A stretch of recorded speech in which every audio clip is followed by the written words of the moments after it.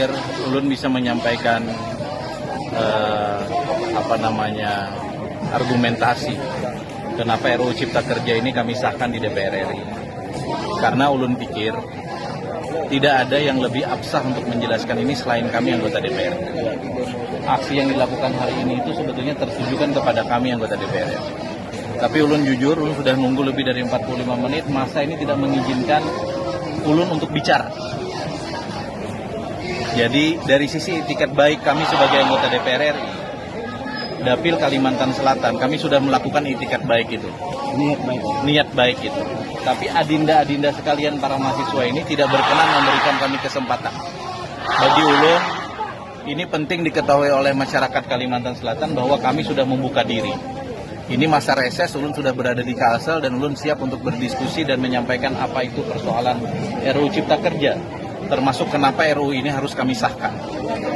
Bahwa ada pasal maupun ayat yang menjadi kritik baik oleh masyarakat maupun mahasiswa terkait dengan RUU Cipta Kerja ini, mari sampaikan dan mari kita kaji secara intelektual dengan cara dialogis yang benar dan baik.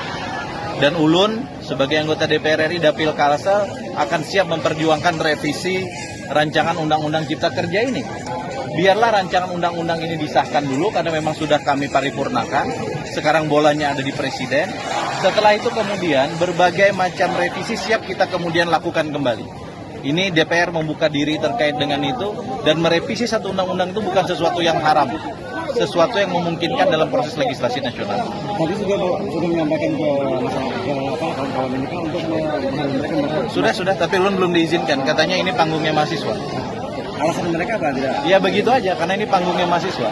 Jadi menurut ulun ini sudah beda dengan aksi pertama. Aksi pertama menginginkan ada dialektika dengan DPR RI. Kala itu DPR RI tidak ada, karena memang kami belum reses pada saat itu. Nah sekarang ulun datang ke sini tanpa diundang. Ulun ingin membuka diri, dialog dengan teman-teman, tapi ulun nggak dikasih. Jadi ini aja yang mungkin biar dipahami oleh semua pihak yang ada di sini bahwa kita tidak menutup diri. Tapi justru aksi pada hari ini mari kita kontrol bersama agar aksi ini justru bukan menjadi panggung tanpa pesan. Panggung yang cuma dibikin hanya untuk gagah-gagahan. Nah ini kemudian mencederai persoalan rakyat juga. Dan kira gitu ya. Makasih. Pak, kalau revisi memungkinkan dengan waktu yang sesingkat itu? Bukan, undang-undang ini kan disahkan. Jadi pilihannya cuma dua.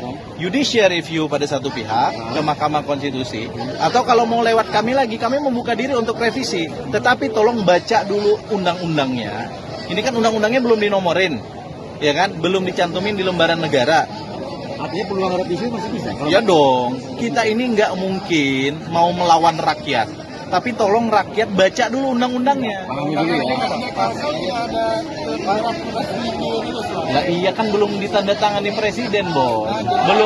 Belum dicantumin di lembaran negara. Jadi gini, proses pembuatan RUU itu setelah dibahas bersama antara pemerintah dan DPR, ya kan, kemudian diparipurnakan di DPR, dikirim ke presiden. Presiden menandatangani, dibuat di lembaran negara, baru ada nomornya, undang-undang nomor sekian tahun 2020 tentang Cipta Kerja. Ini proses itu belum. Setelah itu dilakukan, maka pilihannya dua.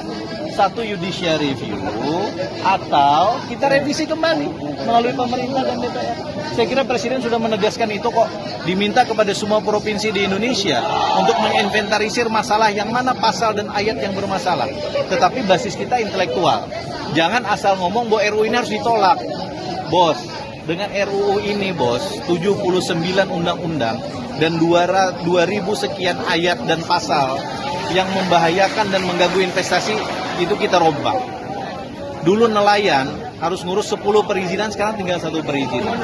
Di Kalimantan Selatan kita mau bikin PLTU saja susah, karena investor nggak ada yang mau masuk karena berbelit-belitnya birokrasi. Kita pangkas persoalan itu. Tapi benar nggak kewenangannya akan diambil alih pusat yang baru ini? Oh ya, sentralisasi untuk hal-hal yang memang selama lebih dari 20 tahun ternyata tidak efektif di daerah, diambil alih oleh pusat. Contoh pertambangan. Provinsi kabupaten seenaknya mengeluarkan IUP di atas tanah hutan misalnya. Masa yang begini mau kita terusin? Sementara untuk wilayah urusan kehutanan dan pertanahan itu milik pusat. Biar terjadi sinkronisasi, ditarik. Tetapi provinsi kabupaten masih punya kewenangan nggak? Masih. Izin prinsip di kabupaten, izin lokasi di kabupaten, izin AMDAL di kabupaten, rekomendasi dari gubernur. Tapi kewenangannya itu sesuai dengan proporsi masing-masing. Jadi saran ulun, mari kita baca RUU-nya baik-baik, kita berdebat berbasis intelektual, dan ulun siap mewakili 11 anggota DPR RI yang lain untuk mari kita berdebat secara intelektual. Begitu Pak, DPR meminta salinan RUU, mereka rapat tadi. Itu yang excuse. Jadi sebelum dikasih nomor, mestinya nggak usah dikasih.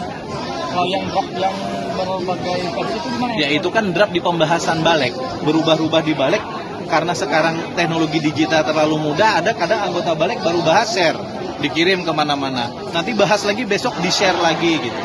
Jadi itu persoalan menurut ulun, persoalan miss dalam konteks nge-share aja. Tapi bahwa itu sudah fix, sudah, dan sekarang bolanya ada di tangan presiden, presiden tanda tangan dan dikasih nomor. Jadi tidak ada revisi soal tangan presiden? Ya nggak boleh dong, nggak boleh. Tapi kan disebut katanya